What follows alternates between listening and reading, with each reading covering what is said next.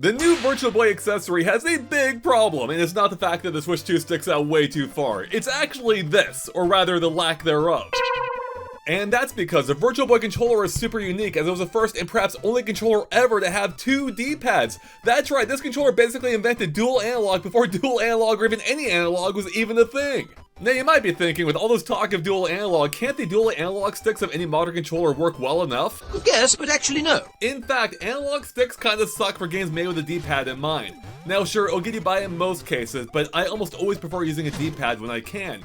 Especially in the case of the Mansion of Innsmouth, which misread my inputs constantly when using the analog stick, making it very confusing to get around that mansion. Now, although you obviously have one D-pad to work with covering the left half of the Virtual Boy controller, there's of course not one for the right, meaning you either have to go all in on the analog sticks or using a weird combination of D-pad on the left side and the right analog stick for the right side, which just feels off. Unless you have this secret weapon!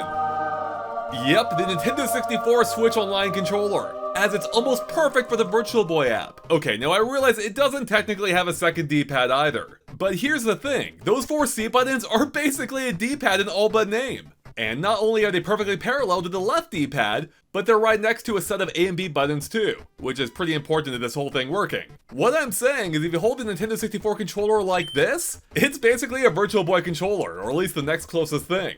And get this, even though the Virtual Boy app doesn't officially recognize this controller as its own thing, it still works almost perfectly anyway, right out of the box, with the C buttons being properly mapped to the right D-pad and everything else falling right into place, like the two trigger buttons becoming the shoulders instead. It's pretty much perfect.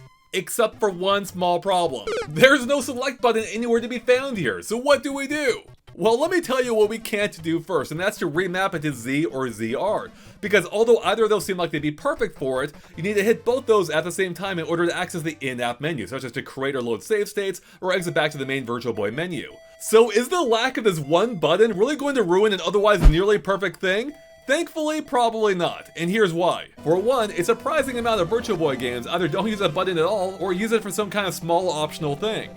Red Alarm, for instance, only uses it to change camera angles, whereas Tetris 3D uses it to toggle the automatic camera movement, and Golf only uses it to view your personal records or delete a player. Now, the Mansion of Innsmouth is a different story, as you essentially need that select button in order to access the map, which is crucial for these maze-like environments. Luckily, as it turns out, there is something you can do to retain the functionality of the select button, and that is, you can remap it not to a button, as remember there are none available, but to the control stick instead. That's right, you can map to any of these directions or all the directions, so it opens a map or whatever else the functionality is for the button in that game. And a big shout out to one of our subscribers, Alan's, for letting me know about that. And like I said earlier, you really want to use the D-pad and not the control stick for movement in the Mansion of Innsmouth anyway. Trust me, learn from my mistakes. And speaking of mistakes and Nintendo not giving us an official Virtual Boy controller, they really should just patch in official support for this baby and finally fix the select button issue by mapping it to ZR. But hey, at least it still mostly works as is. So with that everyone, thank you for watching. Hopefully this video helped you out, and if it did, consider clicking that subscribe button and ringing the bell for tons more from us. And with that, we'll catch you later.